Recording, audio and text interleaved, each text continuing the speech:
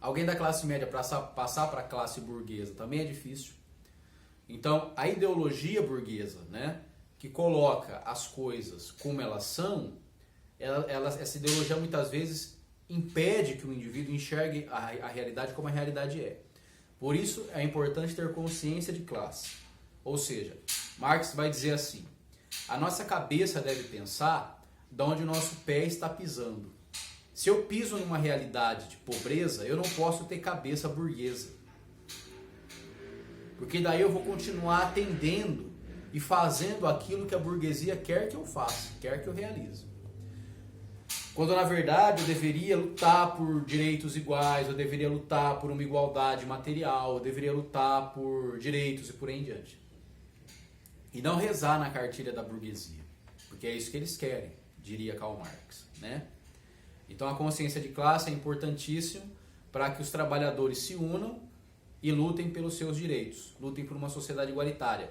Ora, eu não posso ser trabalhador e ter uma cabeça de burguês, porque aí eu vou sempre dar razão à burguesia, que sempre enriquece com o meu trabalho, e não vou eu buscar melhorar de vida, né? Melhorar as condições da minha existência.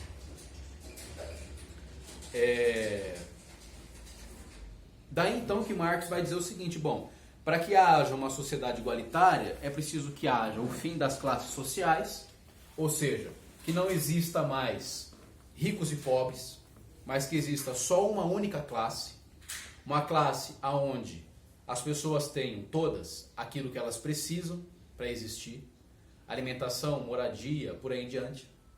Para que isso aconteça, não havendo mais classes sociais, não havendo mais ricos e pobres, é preciso que haja um Estado, ou seja, um governo que vai colher para si tudo aquilo que é produzido e depois repartir de forma igualitária entre os seus indivíduos, de tal maneira que não falte nada para ninguém.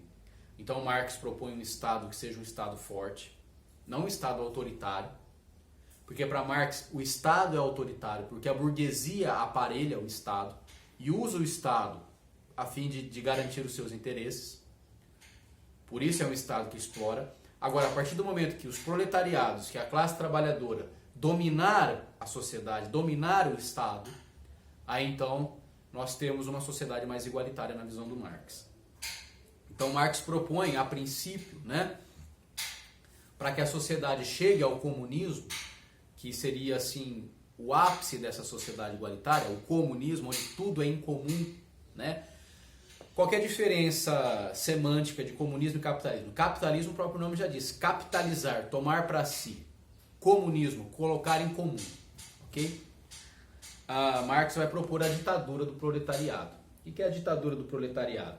É uma ditadura, como o próprio nome diz, né? É onde os trabalhadores vão tomar as rédeas do Estado, tomar as rédeas do governo e vão exigir que a burguesia caia. Aí então o papel do negativo lá do Hegel, né? Esse papel da destruição. Destruir a classe burguesa, destruir o capitalismo. Os trabalhadores vão começar a tomar as rédeas da sociedade. Daí então a famosa frase do Marx, que consta lá no livro Manifesto do Partido Comunista, onde Marx vai incitar as massas para a rebelião, para a revolução, né? Onde Marx vai dizer: proletariados do mundo, univos.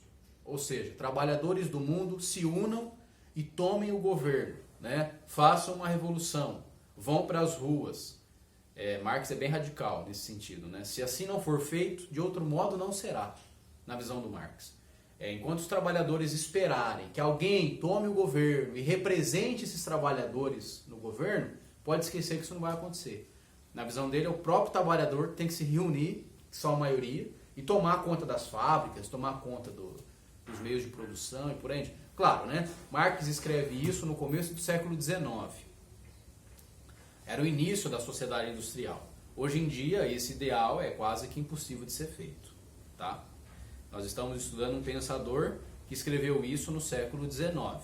Então não vamos tomar essa cartilha para os dias de hoje e achar que se fizer uma revolução do proletariado e abaixar a burguesia e acabar com isso vai acontecer, porque hoje em dia a nossa sociedade é uma sociedade totalmente tomada pelo capitalismo. As pessoas, como posso dizer, nós dependemos dos empresários e tal, então não tem como você tomar isso ao pé da letra.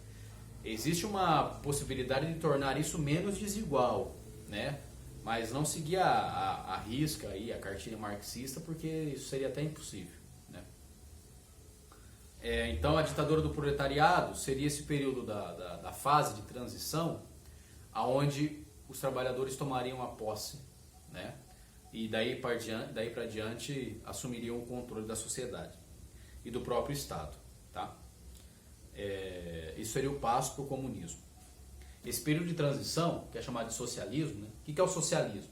Esse período aonde os trabalhadores vão dominar e vão criar um Estado, tá? Que vai ser esse Estado que vai gerir os bens de produção. Não serão mais os capitalistas quem vão gerir, mas o próprio proletariado. Depois disso, o Estado não vai ser mais necessário, na visão do Marx, e aí então o ser humano, quando atingir o comunismo, a consciência comunista, do não acúmulo, da partilha de bens e etc., então o ser humano conseguiria se autogerir, né? Não precisaria de um governo ou de alguém dizendo para ele o que ele deveria fazer. O ser humano, atingindo essa consciência de tudo em comum, né? Ele então conseguiria o seu objetivo, uma sociedade mais igualitária, né? Então já falamos sobre o conceito de ditadura do proletariado, materialismo histórico. Também agora vamos falar da questão da mais-valia, né? Mais-valia é um conceito marxista também que marca a exploração, né? Para ele, a quantidade de valor que um operário embute em uma mercadoria por meio do seu trabalho, isso é mais-valia. Ou seja, o tempo que eu tenho, né, que eu disponho para produzir alguma coisa no sistema capitalista, a forma como eu vendo o meu tempo de vida nunca é recompensado, né? Quando eu produzo alguma coisa, eu não estou apenas produzindo algo do ponto de vista apenas, então, somente material, mas eu também estou desprendendo tempo de vida ali, né? E quem é que paga o meu tempo de vida? Essa é a questão que o Marx coloca, né? Quanto é que vale o seu tempo de vida? Isso é a mais-valia, quer dizer, eu posso trabalhar, por exemplo, numa indústria, numa fábrica de carros, e por dia eu ajudar a fabricar, sei lá, uma quantidade X de carros, né? Ou de aparelhos de celular. Pronto, trabalho numa fábrica aí da Apple e a minha força de trabalho fabrica vários celulares por dia. Só que chega no fim do mês, o que eu ganho eu não consigo comprar um. Isso é mais-valia, né? Uma outra frase do Marx: numa sociedade comunista, se a classe operária tudo produz, a ela tudo pertence. Então, na visão do Marx, se eu ajudo a produzir determinada coisa, eu preciso ter acesso a essa coisa. Eu preciso, de determinado modo, possuir aquilo que eu mesmo fabrico, que eu mesmo produzo. Só que na sociedade capitalista nós somos alienados. E aí vem o conceito também de alienação, né? Tudo aquilo que nós produzimos, nós alienamos. Ou seja, nós não conseguimos usufruir disso. Quem usufrui disso é apenas o capitalista, tá? Daí então a ideia de trabalho alienado, ou seja, tudo aquilo que nós trabalhamos, tudo aquilo que nós fazemos, fica restrito ao uso do capitalista e não de quem produz, né? Se a classe operária tudo produz, a ela tudo pertence. Só que o Marx diz assim, nessa troca de mercado, o capitalismo não é apenas um sistema onde existe troca de mercadorias, é também um sistema onde existe troca de pessoas. E as pessoas no sistema capitalista acabam se tornando o objeto que elas produzem por conta da ideologia, né? Essa é a ideologia do ter, ao invés da ideologia do ser. Como é que isso se dá? Através daquilo que Marx chama de fetichismo da mercadoria. A propaganda capitalista em cima daquilo que é produzido é tão grande que ele usa um conceito chamado fetichismo, né? O que é o fetichismo? O que é o fetiche?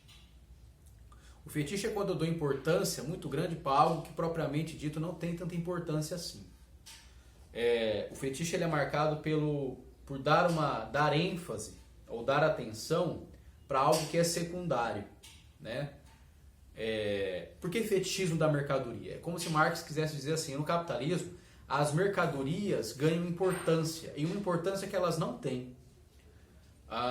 É como se elas ganhassem uma espécie de vida própria, né? Aonde o objetivo final fica alienado, né? Ora, no final das contas, né? Por que eu preciso ter tantos produtos? Por que eu preciso consumir tanto? Ora, a única explicação disso é porque a própria mercadoria virou um fetiche. As pessoas têm fetiche em consumir, né? É como se elas colocassem em produtos uma importância que esses produtos não têm, né? Através, por exemplo, do conceito de marca. Só porque algo é de marca, tem uma determinada marca, eu pago uma fortuna por aquilo, né?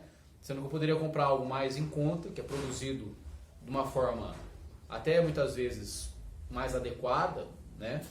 E não tem tanto valor assim, por quê? Porque não existe ali embutido naquele produto a ideologia, né?